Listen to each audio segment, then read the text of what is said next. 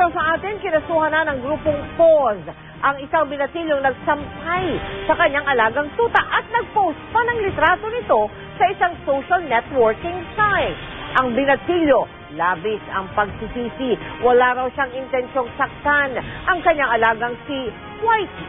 Nakatutok si Tia at Angel.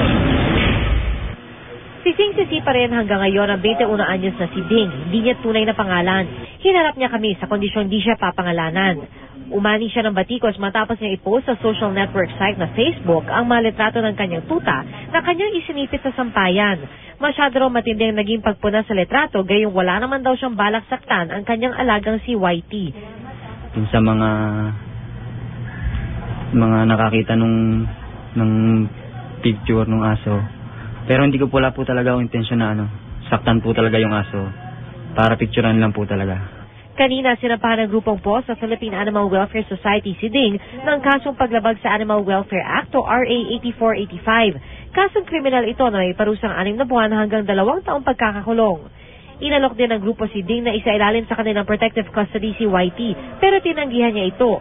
Inaalagaan naman daw niyang mabuti si Whitey. Lagi ko pong pinapaliguan, tinatanggalan ng mga pulgas, garapata. Mahilig ka talaga sa mga pet? Opo, nag-aalaga din po kami ng mga, yung meron po kaming aso, pusa.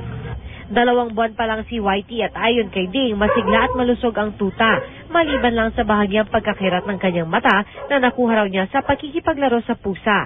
Di rin daw nagkukulang si Ding sa pagpapakain kay Whitey at pagbibigay proteksyon at pagmamahal sa kanyang alaga.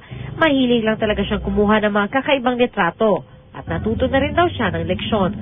Dapat pag-isipan po muna nila kung yung mga bagay na gagawin nila dun sa alaga nila, kung masasaktan po ba o hindi yung aso, mga alaga nila. Handa naman si Ding na harapin ang kasong isinampa laban sa kanya. PR Kanghel, nakatutok, 24 oras.